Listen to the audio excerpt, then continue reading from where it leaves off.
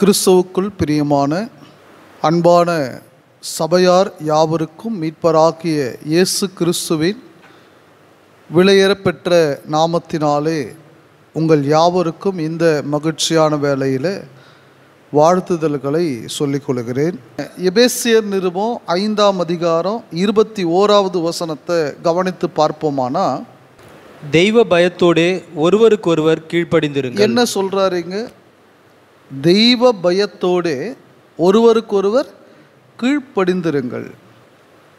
கீழ்ப்படிதல் அப்படின்றது தான் இந்த 2 அதிகாரங்களுக்கும் முக்கியமான ஒரு வார்த்தை. ஏன்னா ஏற்கனவே நாம் 6வது வசனத்தில் படித்தோம், கீழ்ப்படியாமையின் பிள்ளைகள்னு சில பேரை குறித்து பார்த்தோம்.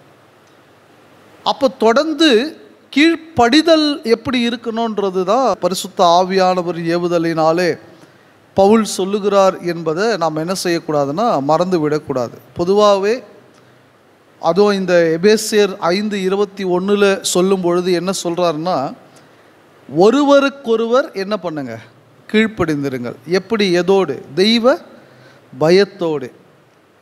தேவனுக்கு பயந்து, ஆண்டவராகிய இயேசு கிறிஸ்துவின் வார்த்தைக்கு பயந்து, அவருடைய அதிகாரத்துக்கு கீழ்ப்படிந்து ஒருவருக்கொருவர் என்ன செய்யணுமா? கீழ்ப்படியணும். இப்போது கணவனுக்கு மனைவி கீழ்ப்படியணும், கரெக்டு. பிள்ளைகள் பெற்றோருக்கு கீழ்ப்படியணும், கரெக்டு. வேலைக்காரர்கள் எஜமான்களுக்கு கீழ்ப்படியணும், சரிங்களா? ஆனால் இந்த கீழ்ப்படிதல் அப்படின்ற இந்த விஷயத்தை சொல்கிறதுக்கு முன்னாடி 21வது வசனத்தில் பொதுவாகவே சொல்லக்கூடிய ஒரு வார்த்தை என்னென்னா, ஒருவருக்கொருவர் நீங்கள் என்ன பண்ணுங்க, கீழ்ப்படியுங்க. சபையாக வாழக்கூடியவர்கள் ஒருவருக்கொருவர் அன்பின் நிமித்தமாக நீங்கள் கீழ்ப்படியுங்கள் என்ற ஒரு வார்த்தையை தான் இங்கே நம்ம பார்க்குறோம். ஏன்னா பெரும்பாலான இடங்களில் நீங்கள் கவனித்து பார்ப்பீர்களானால் சகோதரர்களுக்குள்ளே அல்லது சபைக்குள்ளே கீழ்ப்படிதல் அப்படின்ற ஒரு விஷயம் மிக குறைவாகவே பல இடங்களில் காணப்படுகிறது. இவர் சொல்கிறதெல்லாம் நான் செய்யணுமா? அவர் என்னை விட சீனியரா? நான் எத்தனை வருஷமாக சபையில் இருக்கிறேன், சபையாக வாழுறேன். நேற்று வந்தவர் இவர் சொல்கிறத நான் கேட்கணுமா அப்படின்னு பெரும்பாலான மக்கள் அது போல் பேசுவது உண்டு, கீழ்ப்படிதல் அப்படின்ற ஒரு விஷயத்தில். இப்போது ஒரு சகோதரர் சொல்கிறாரு, நீங்கள் இவங்க வீட்டுக்கு ஊழியத்துக்கு போகலாமே, இவங்களுக்கு நீங்கள் சத்தியத்தை சொல்லலாமே அப்படின்னு ஒருத்தர் சொல்கிறாருன்னு வைத்துக்கொள்ளுங்க, ஒரு ரெக்வெஸ்ட்டாக கூட. உடனே சில பேருக்கு ரொம்ப வருத்தமாயிடும். எனக்கே ஒரு ஆர்டர் போடுறாரா? எனக்கு என்னுடைய அனுபவம் என்ன, எனக்கு தெரிஞ்ச சத்தியம் என்ன, அப்படி பேச ஆரம்பிச்சிடறாங்க. ஏதாவது ஒரு கள்ள உபதேசம் செய்யும் பொழுது இது தவறு அப்படின்னு சுட்டி காட்டினா எத்தனை பேர் உண்மையாகவே அதை ஏற்றுக்கொண்டு சரி இனிமேல் நான் செய்ய மாட்டேன் அப்படின்னு சொல்லி கீழ்ப்படுகிறாங்க. அந்த வார்த்தைகளை, அதாவது தவறு அப்படின்னு சொன்ன நபர்களை அநாகரிகமான வார்த்தைகளினால தான் இன்றைக்கி நிறைய பேர் பேசுகிறாங்களே தவிர, அல்லது அவர்களை மட்டம் தட்டும்படியான வார்த்தைகளை பேசுகிறாங்களே தவிர, கீழ்ப்படிதல் சில பேர் இடத்துல குறைவாக தான் இருக்குது. உண்மையாகவே ஒரு வருத்தத்துக்குரிய ஒரு காரியம் தான். பரிசுத்த வேதாகமம் என்ன சொல்லுதுன்னா, ஒருவருக்கொருவர் கீழ்ப்படிதல் உள்ள அந்த சிந்தை உள்ளவர்களை வாழணும். பாருங்கள், 1 பேதுரு புஸ்தகம் 2ஆம் அதிகாரம் 13வது வசனத்திற்கு உங்களுடைய வேதாகமத்தை நீங்கள் திருப்பிக் கொள்வீர்களானா, நீங்கள் மனுஷருடைய கட்டளைகள் யாவற்றிற்கும், நல்லா கவனிச்சுக்கங்க, மனுஷருடைய கட்டளைகள் யாவற்றுக்கும், சின்னவங்க பெரியவங்க, ஜூனியர் சீனியர் அப்படின்ற ஒரு யோசனைகள் இல்லாதபடி மனுஷருடைய கட்டளைகள், அதாவது நியாயமான கட்டளைகள், கர்த்தருக்குட்பட்ட கட்டளைகள், தேவ சித்தத்தின்படியான கட்டளைகள். நல்லா புரிஞ்சுக்கணும் நீங்கள், தேவ சித்தத்தின்படியான கட்டளைகள், அப்படிப்பட்ட கட்டளைகள் யாவற்றுக்கும் கர்த்தர் நிமித்தம் கீழ்ப்படியுங்கள். ஏன் கீழ்ப்படியணும்? இவர் சொன்னால் நான் கேட்கணுமா? இந்த எண்ணம் சில பேருக்கு வருதா இல்லையா? இவர் சொன்னால் நான் கேட்கணுமா? இவர் சொல்லிட்டா நான் செஞ்சிடணுமா? இவர் சொல்லிட்டா நான் போயிடணுமா? ஏன் இந்த எண்ணம் வருது? ஏன் நாம் அதை செய்யணும்? அருமையான ஒரு வார்த்தை சொல்கிறாரு. கர்த்தர் நிமித்தம் நீங்கள் என்ன பண்ணணும்? கீழ்ப்படியணும். ஏன்னா ஒருவருக்கொருவர் சகோதரர்களாய் நாம் இருக்கிறபடியினாலே, அவயவமாய் இருக்கிறபடியினாலே, ஒரு அவயவம் கட்டளை இடும்போது இன்னொரு அவயவம் என்ன பண்ணணும்? செய்யணுமா வேணாமா? காலில் முள்ளு குத்திருச்சு, உடனே மைண்டுக்கு அந்த உணர்வு போய் கைக்கு அது ஆர்டர் போடுது, உடனே கை போய் காலில் இருக்கிற அந்த முள்ளை எடுக்குது. நீ மூளை சொல்லிட்டா, சிந்தனை சொல்லிட்டா நான் செய்யணுமா அப்படின்னு கை ஸ்ட்ரைக் பண்ண முடியாது. ஏன்னா ஒன்றுக்கொன்று என்னவா இருக்குது? அங்கே அவயவமாக இருக்கிற காலை போய் நான் தொட முடியுமா? சொல்ல முடியுமா? நாம் அந்த கால் நல்லா இருந்தால் தான் இவர் வேலைக்கு போய் இந்த கையால் என்ன வாங்க முடியும்? அவர் சம்பளம் வாங்க முடியும். நான் காலெல்லாம் தொட மாட்டேன், அது எங்கெங்கே போய் மிதிச்சிருக்குதோ அப்படின்லாம் கை சொல்ல முடியாது. கிறிஸ்துவுக்குள்ளானவர்கள் ஒருவருக்கொருவர் அவயவமாக இருக்கிறபடியினால தான் கர்த்தர் நிமித்தம் ஒருவருக்கொருவர் என்ன செய்யணுமா? நாம் கீழ்ப்படியணுமா? 1 பேதுரு புஸ்தகம் 5ஆம் அதிகாரம் 5வது வசனத்தை நீங்கள் வாசித்து பார்ப்பீர்களானால், அந்தபடி இளைஞரே மூப்பருக்கு கீழ்ப்படியுங்கள். யாருக்கு கீழ்ப்படியணும்? கண்டிப்பாக ஊழியக்காரர்களுக்கு, மூப்பர்களுக்கு. ஒருவேளை அந்த சபையில் உதவிக்காரர்கள், டீக்கன்ஸ்ன்னு சொல்லக்கூடிய உதவிக்காரர்கள் இருப்பார்களானால் உதவிக்காரர்களுக்கு என்ன செய்யணும்? நாம் கீழ்ப்படியணும். ஆனால் ஒரு கண்டிஷன் இருக்குது. பொதுவாக எல்லா கீழ்ப்படிதலிலும் ஒரு கண்டிஷன் இருக்குது, ரைட்டுங்களா? மனைவி கணவனுக்கு கீழ்ப்படிவதாக இருந்தாலும் சரி, பிள்ளைகள் பெற்றோருக்கு கீழ்ப்படிவதாக இருந்தாலும் சரி, எல்லா கீழ்ப்படிதலுக்கும் ஒரு கண்டிஷன் அப்ளை இருக்குது, நிபந்தனை இருக்கிறது. என்ன அது? கர்த்தருக்குள், இல்லைங்களா? கர்த்தருக்குள் என்ன செய்யணும்? ஒரு சகோதரர் இப்படி கேட்டார், அவர் இவ்வளோ பெரியவராக இருக்கிறாரு, அவர் செய்த தவறை நாம் எப்படி கேட்கறது? அவர் மூப்பருக்குரிய ஒரு தகுதியில் இருக்கிறாரு, அவர் தப்பு பண்ணும்போது நான் எப்படி கேட்கறது? தவறுன்றத உபதேசத்தை மீறி யார் செய்தாலும் நாம் கேட்கலாம்.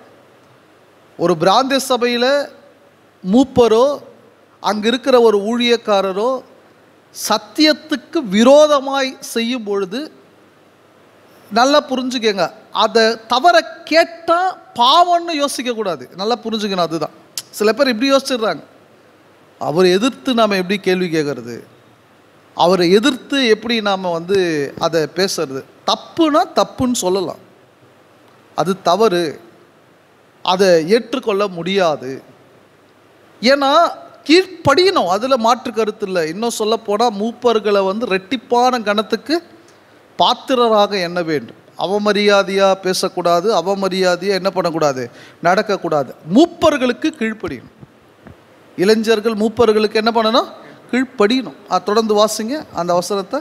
நீங்கள் எல்லாரும் ஒருவருக்கொருவர் கீழ்ப்படிந்து. ஒருவருக்கொருவரை என்ன பண்ணணும்? நீங்கள் என்ன மூப்பரா என்ன கேட்கறதுக்கு? சில பேர் கேட்பாங்க, பார்த்துருக்கீங்களா? நீங்கள் என்ன ஊழியக்காரரா என்ன கேட்கறதுக்கு? எனக்கு என்னவோ நீங்கள் ரூல்ஸ் அண்ட் ரெகுலேஷன்ஸ்லாம் சொல்லி கொடுக்குறீங்க அப்படின்வாங்க.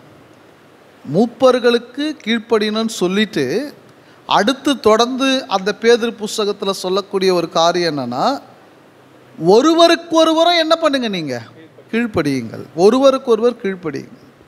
பிரியமானவர்களே, கீழ்ப்படிதல் அப்படின்னாலே நமக்கு ஞாபகம் வர்றது யாருன்னா கண்டிப்பாக ஆபிரகாம் தான். தேவன் சொன்ன வார்த்தைக்கு மறு பேச்சு பேசாமல் தேவனுக்கு கீழ்ப்படிந்து சென்றார் ஆபிரகாம், நோவா, எத்தனையோ விசுவாசம் உள்ளவர்கள் தேவனுடைய வார்த்தைகளுக்கு கீழ்ப்படிந்து என்ன செஞ்சாங்க? போனார். ஏன்? நம்முடைய ஆண்டவராக இயேசு கிறிஸ்து எதை கற்றுக்கொண்டார்? எபிரேயர் 5ஆம் அதிகாரம் 8வது வசனத்தை நீங்கள் வாசித்து பார்ப்பீர்களானால், அவர் குமாரனாய் இருந்தும், அவர் குமாரனாய் இருந்தோம், பட்ட பாடுகளினாலே, அவருக்கு வந்த பாடுகளினாலே, அவர் ஏற்றுக்கொண்ட பாடுகளினாலே, அவர் சுமந்த அந்த பாடுகளினாலே கீழ்ப்படிதலை கற்றுக்கொண்டு. எதை கற்றுக்கொண்டாரு? கீழ்ப்படிதலை கற்றுக்கொண்டார். அவர் தேவனுக்கு கீழ்ப்படிந்திருந்தார். அப்போ நீங்கள் நல்லா யோசிச்சு பாருங்க, அந்த வார்த்தை எபிரேயர் 5:8 நாம் படிக்கக்கூடிய இந்த கீழ்ப்படிதலை கற்றுக்கொண்டார் அப்படின்ற ஒரு வார்த்தையை நாம் படிக்கிறோம் இல்லைங்களா? உண்மையாகவே சபையாக வாழக்கூடிய அன்பான சகோதர சகோதரிகளுக்கு இந்த கீழ்ப்படிதல் இருக்கணும்னா எப்படிப்பட்ட குணாதிசயம் உள்ளவர்களாக அவங்க இருக்கணும்? கீழ்ப்படிதல் அப்படின்றது பிரசங்கத்திலேயே நான் கீழ்ப்படிதலை காட்ட முடியாது. ஏன்? பேச தான் முடியும். என்னால் நான் கீழ்ப்படிந்திருக்கிறேன்னு எப்படி தான் காட்ட முடியும்? ஒரே ஒரு காரியம், செயல்பாடு தான். நான் பேசிடலாம் அல்லது நான் யோசிக்கலாம், நிறைய புக்கு கூட நான் கீழ்ப்படிதலை குறித்து என்ன செய்யலாம், எழுதலாம். ஆனால் இவர் கீழ்ப்படிந்தார் அப்படின்றது எங்கே தான் நம்ம காட்ட முடியும்? நம்முடைய செயல்பாடு. நோவா பேடை கட்டலைன்னா அவர் கீழ்ப்படிந்தவராக இருந்திருப்பாரா? ஆபிரகாம் தேசத்தை விட்டு போகலைன்னா அவர் கீழ்ப்படிந்தவராக இருந்திருப்பாரா? நான் விசுவாசமாக இருக்கிறேன் அப்படின்னு சொல்லி அவர் கீழ்ப்படிந்தவராக இருந்திருப்பாரா? கீழ்ப்படிதல் என்பது எப்படி நாம் வெளிப்படுத்தணும்? செயல்பாட்டில். எப்படிப்பட்ட எண்ணம் நமக்குள் இருந்தால் அது செயல்பாட்டில் வரும். சும்மா கீழ்ப்படிதல் அப்படின்றத சில பேர் நான் எல்லாருக்கும் கீழ்ப்படிவேன்னு சொல்லுவாங்க. நான் எனக்கு நிறைய கீழ்ப்படிதல் இருக்குதுன்னுவாங்க. பிரியமானவர்களே, ஒரு சில குணாதிசயம் நம்முடைய இருதயத்தில் இருந்தால் தான் ஒருவருக்கொருவர் கீழ்ப்படிவோம். அது இல்லைன்னா யார் சொன்னாலும் மதிக்கவே மாட்டாங்க, யாரையும் ஒரு பொருட்டாகவே நினைக்க மாட்டாங்க, சக கிறிஸ்தவர்களுக்கு மரியாதை கூட கொடுக்க மாட்டாங்க. இப்படி தான் இருப்பாங்க. அப்படி என்ன பிரதர் குணம் வேணும் நமக்கு? பிலிப்பியர் புஸ்தகம் 2வது அதிகாரத்தில் 3வது வசனத்தில் இருந்து மிக அருமையான சில உதாரணங்கள் அங்கே சொல்கிறார். ஒருத்தருக்கு கீழ்ப்படிதல் இருக்கணும்னா அவர் ஒருவருக்கொருவர் கீழ்ப்படிய வேண்டும் என்றால் அது குடும்பத்திலேயோ சபையிலேயோ அல்லது ஒரு வேலை செய்யக்கூடிய இடங்களிலேயோ கீழ்ப்படிதல் அப்படின்றது இருக்கணும்னா அவருக்கு என்ன குணாதிசயம் வேணும்? பாருங்க, 3வது வசனத்திலிருந்து வாசிங்க. ஒன்றையும் வாதினாலாவது வீண் பெருமையினாலாவது செய்யாமல். முதல் விஷயம் என்ன சொல்றாரு? எதையும் எப்படி செய்ய மாட்டாங்க கீழ்ப்படியக்கூடியவர்கள்? விவாதம் செய்தோ வீண் பெருமைக்காகவோ என்ன பண்ண மாட்டாங்க, அவங்க செய்ய மாட்டாங்க. அப்போது இப்படி புரிஞ்சுக்கங்க, நீங்கள் யாரெல்லாம் ஆர்கியூமெண்ட் பண்ணிக்கிட்டே இருக்கிறாங்களோ, எப்போ பார்த்தாலும் ஆர்கியூமெண்ட் பண்ணுவாங்க. ஆர்கியூமெண்ட் பண்ணுறாங்கன்னா என்ன அர்த்தம்? என்ன சொல்ல வராங்க? நீ சொல்கிறத நான் என்ன பண்ண முடியாது, கேட்க முடியாது. ஆர்கியூமெண்ட் ஏன் வருது? ஏதோ கணவர் ஒன்று சொல்கிறாரு, இல்லை மனைவி ஒன்று சொல்கிறாங்க, நீ சொல்கிறதே என்னால் கேட்க முடியாது, அதுக்கு தான் ஆர்கியூமெண்ட்டு. ரைட்டுங்களா?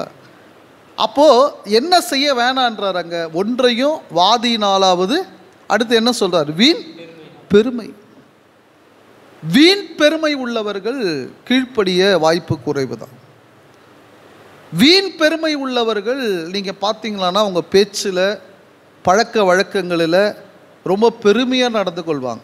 சில பேர்லாம் இன்றைக்கி கிறிஸ்துவுக்குள் இருந்து கூட அவங்க போடக்கூடிய உடையை குறித்து பெருமையாய் பேசுவதும், சாப்பிடக்கூடிய சாப்பாட்டை குறித்து பெருமையாய் பேசுவதும், அவங்க வாழக்கூடிய அந்த வாழ்க்கையை குறித்து ரொம்ப உயர்வாய் பேசுவதும், சொல்லப்போனால் அவங்க எப்படி பயன்படுத்துகிறாங்கன்னா, தேவன் எனக்கு இந்த காரை கொடுத்தாரு, தேவன் எனக்கு இந்த வீட்டை கொடுத்தாரு.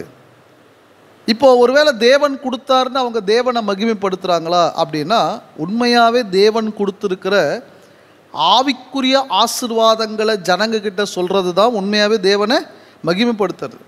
இது ஆசை காட்டுறது. நீங்களும் அவர்கிட்ட வந்துன்னா என்னங்க, முழுசாக வர்றதில்ல, சத்தியத்தை கேட்டு வர்றதில்லை. நீங்கள் எங்கள் சபைக்கு வந்துட்டீங்கன்னா, காணிக்கை போட்டுட்டிங்கன்னா கர்த்தர் உங்களை என்ன பண்ணிடுவார்? ஆசீர்வதிச்சிடுவார். பாருங்க, நான் 2 கார் வாங்கிட்டேன், உங்களுக்கு ஒரு காராவது என்ன பண்ணிட்டோம்? இந்த ஒரு சில பிஸ்னஸ் இருக்குது, செயின் பிஸ்னஸ்ன்னு சொல்லுவாங்க, உலகத்தில் பண்ணுவாங்க நிறைய பேர். அதை என்ன பண்ணுவாங்கன்னா, இவர் ஒரு வியாபாரத்தில் சேருவார், இவர் ஒரு 10 பேரை அறிமுகப்படுத்துவார், ஒரு கமிஷன் கிடைக்கும். அந்த 10 பேர் போய் ஆளுக்கு ஒரு 10 பேரை அறிமுகப்படுத்துவாங்க. அந்த பிஸ்னஸில் ஒரு மீட்டிங் நடக்கும். அந்த மீட்டிங்கில் என்ன பேசுவாங்கன்னா, அவர் முன்னாடி நின்று என்ன பேசுவார்னா, இதுதான் பேசுவார். இங்கே பாருங்கள், நான் இந்த பிஸ்னஸில் சேர்ந்து நான் ஒரு கார் வாங்கிட்டேன், இதை பாருங்கள், வெளியே இருக்கிற கார் என்னது தான், என் பேங்க் பேலன்ஸ் பாருங்கள் எவ்வளோ இருக்குது பாருங்கள், இந்த இடத்துல நான் வீடு கட்டிட்டேன். இப்போது உட்கார்ந்துட்டு இருக்கிற மக்களுக்கு என்ன ஒரு யோசனை வரும்னா, ஓ நம்ம இந்த பிஸ்னஸ் பண்ணால் என்ன ஆகிடலாம், நம்ம கூட கார் வாங்கி வீடு வாங்கி பெரிய ஆள் ஆகிடலாம். இதே நம்பிக்கையை ஆண்டவராக இயேசு கிறிஸ்துவை சொல்கிறாங்க. எவ்வளோ வருத்தத்துக்குரியது பாருங்கள். நித்திய ஜீவன் என்பதே அவர் நமக்கு செய்த வாக்குத்தத்தம். எத்தனை பேர் அந்த வாக்குத்தத்தத்தை குறித்து அதிகமாக ஜனங்களுடைய இருதயத்தில் விதைக்கிறாங்க? சபையை குறித்து, சத்தியத்தை குறித்து, அவருடைய உபதேசத்தை குறித்து எத்தனை பேர் சொல்கிறாங்க? பூமிக்குரிய ஆசைகளை காட்டுகிறார். கீழ்ப்படிதல் வராது. வீண் பெருமைகளை பேசுகிறவர்களுக்கும் சரி, அதை கேட்கிறவர்களுக்கும் சரி என்ன வராது? கீழ்ப்படிதல் வராது. சரி, 4வது வசனம் பாருங்க, பிலிப்பியர் 2:4 பாருங்க. அவனவன் தனக்கானவைகளை அல்ல, அவனவன் தனக்கானவைகளை அல்ல, பிறனுக்கானவைகளையும் நோக்குவானாக. பிறருக்கானவைகளை நோக்குகிறவர் கீழ்ப்படிவாரா, கீழ்ப்படிய மாட்டாரா? ஒரு சகோதரன் ஒரு காரியம் சொல்றாரு, பிரதர் இதை செய்யுங்க அப்படின்னு சொல்றாரு. கீழ்ப்படிவாரா? இல்லை இவர் வயசு என்ன, இவர் என்ன படிச்சிருக்கிறாரு, எத்தனை வருஷத்துக்கு முன்னாடி நம்மளுக்கு முன்னாடி இவர் ஞானஸ்தானம் எடுத்தார், பைபிள் ஸ்கூல் படித்தாரா இல்லையா, அப்படி யோசிப்பாரா? யோசிச்சு பாருங்க. ஒருத்தர் ஒரு வார்த்தை சொல்கிறாரு, பிரதர் இதை செய்யுங்கன்னு சொல்கிறாரு, அவர் கீழ்ப்படிவாரா? இதெல்லாம் யோசிப்பாரா? ரொம்ப அருமையாக சொல்கிறார் அந்த வசனம். அவனவன் தனக்கானவைகளை அல்ல, பிறருக்கானவைகளை நோக்குவானாக்க. பிரியமானவர்களே, உண்மையாக ஒருவருக்கொருவர் கீழ்ப்படியக்கூடியவர்கள் நான் தான் பெரிய ஆளு அப்படின்னு நினைக்க மாட்டாங்க, நான் தான் உயர்ந்தவன் அப்படின்னு நினைக்க மாட்டாங்க. யார் சொன்னாலும் அது சரியாக இருக்குமானா என்ன பண்ணுவார்? அவர் கீழ்ப்படிவார். பிரதர் நீங்கள் பிரசங்கத்தில் அவன் இவன்னு சொல்கிறீங்க, சில பேரை நீங்கள் அப்படி சொல்லாதீங்க. ஆமாம் இல்லை பிரதர், கரெக்டு தான் நீங்கள் சொல்கிறது, இனிமேல் நம்ம என்ன செய்ய மாட்டோம், அந்த மாதிரி சொல்ல மாட்டோம். அது எப்படி நேற்று வந்த நீலாம் எனக்கு புத்தி சொல்கிறதா அப்படின்னா அங்கே என்ன இல்லை? கீழ்ப்படிதல் இல்லை. ஒருத்தர் சொல்கிறார், பிரதர் நீங்கள் கள்ள உபதேசத்தை ரொம்ப கடுமையாக பேசுகிறீங்க, கொஞ்சம் சாஃப்டாக பேசுங்க. நம்ம அதை கேட்கணும்னு அவசியம் இல்லை. வசனம் அப்படி தான் சொல்கிறது, கண்டனம் பண்ணி கடிந்து கொண்டு புத்தி சொல்லு. எல்லா ஆலோசனைகளையும் நாம் கேட்கணும்னு அவசியம் இல்லை. அது நியாயமாக இருக்குமானா என்ன பண்ணணும்? கண்டிப்பாக நாம் கீழ்ப்படிய வேண்டும், கீழ்ப்படியணும். அப்போது நான் தான் உயர்ந்தவன்னு நினச்சிட்டுனா என்ன செய்ய மாட்டோம்? நாம் கீழ்ப்படிய மாட்டோம். ரொம்ப அருமையாக சொல்கிறார். 5வது வசனம் வாசிங்க. கிறிஸ்து இயேசுவில் இருந்த சிந்தையே உங்களிலும் இருக்க கடவுது. கிறிஸ்து இயேசுவில் இருந்த சிந்தையே உங்களிலும். சரி, அவருக்கு என்ன சிந்தனை இருந்தது? 6வது வசனம். அவர் தேவனுடைய ரூபமாய் இருந்தும் சரி தேவனுக்கு சமமாய் இருப்பதை கொள்ளையாடின பொருளாக எண்ணாமல். பாருங்க, இயேசு கிறிஸ்து தேவனுக்கு சமமாய் இருப்பதை கொள்ளையாடின பொருளாக என்ன பண்ணலையா? அவரு எண்ணாமல் தம்மைத்தாமே வெறுமையாக்கி அடிமையின் ரூபம் எடுத்து மனுஷர் சாயலானார். இப்போ நீங்க எபிரேயர் 5:8 இங்க யோசி குறித்து படிங்க. அவர் மரணம் அடையும் வரையிலும் அந்த பாடுகளின் நிமித்தமாக எதை கற்றுக்கொண்டார்? அவர் கீழ்ப்படிதலை. பாருங்க, அவர் தேவனுடைய ரூபமாய் இருந்தோம், தேவனுக்கு சமமாய் இருப்பதை கொள்ளையாடின பொருளாக எண்ணாமல் என்ன பண்ணார்? அவர் கீழ்ப்படிந்தார். சில பேர் இப்படி யோசிப்பாங்க, நீங்களோ நானோ சமமாக இருக்கிறோம், உங்களுக்கு நான் கீழ்ப்படினமா? சில இடத்துல அந்த சண்டை வருதா இல்லையா? பார்ட்னர்ஸ்ன்னு இருப்பாங்க, பார்ட்னர்ஸுக்குள்ளே என்ன வந்துடும்? திடீர்னு சண்டை வந்துடும். பிதாவாகிய தேவன் இடத்துல ஆண்டவராகிய இயேசு கிறிஸ்து ஒருபோதும் அது போல என்ன பண்ணதே கிடையாது, அவர் செய்ததே கிடையாது. எந்த ஒரு காரியமானாலும் பிதாவானவர் சித்தம் எதுவோ அதை நான் செய்வேன். என்ன ஒரு கீழ்ப்படிதல் பாரு. கீழ்ப்படிதல்னா அதுதான். அதனால தான் ரொம்ப அருமையாக சொல்றார், கிறிஸ்து இயேசுவில் இருந்த சிந்தையே உங்களிலும் இருக்க கடவுது. அப்போ பிரியமானவர்களே, நாம் எந்த அளவுக்கு இன்னைக்கு ஒருவருக்கொருவர் கீழ்ப்படுகிறோம் அப்படின்றத நீங்கள் யோசிப்பாரு.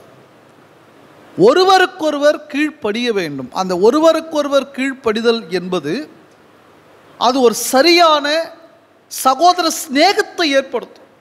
ஒருத்தருக்கு ஒருத்தர், பிரதரு நான் என்ன சொன்னாலும் செய்வார், அவர் என்ன சொன்னாலும் நான் செய்வேன், அதாவது நியாயமான காரியங்கள், கர்த்தருக்குட்பட்ட காரியங்கள், என்ன சொன்னாலும் செய்வார். பிரியமானவர்களை, இதில் அந்த சகோதர சிநேகம் இருக்கிறது, அன்பு இருக்கிறது, தாழ்மை இருக்கிறது, விட்டு கொடுத்தல் இருக்கிறது, பொறுமை இருக்கிறது. இதெல்லாம் இருந்தால் தான் ஒருவருக்கொருவர் என்ன பண்ண முடியும், நாம் கீழ்ப்படிய முடியும். இல்லைன்னா முடியாது. பல சபைகளில், பல குடும்பங்களில் இதுதான் நடந்து கொண்டு இருக்கிற. நீ சொல்கிறத நான் கேட்க மாட்டேன். ஒரு நியாயமான காரியமாக இருக்கும், அவர் அதை செய்யணும் நியாயமாக. இவர் சொல்லிட்டாருன்றதுக்காகவே சில பேர் செய்ய மாட்டாங்க. அவர் சொன்னார்ல, நான் செய்ய மாட்டேன், மனசுக்குள்ளே நினச்சிப்பார். அது தவறு. ஒருவனுக்கு நன்மை செய்ய அறிந்தவனாக இருந்தும் அதை செய்யாமற் போனால் அது பேர் என்னன்னு சொல்கிறாரு, பாவன்னு சொல்கிறார்ல. அப்போ பிரியமானவர்களே, எபேசியர் 5:21 படி தெய்வ பயத்தோடு ஒருவருக்கொருவர் என்ன பண்ணணும், நாம் கீழ்ப்படிய வேண்டும். இப்போது அந்த கீழ்ப்படிதலை தான் தொடர்ந்து 5ஆம் அதிகாரத்தில் சொல்கிறார்.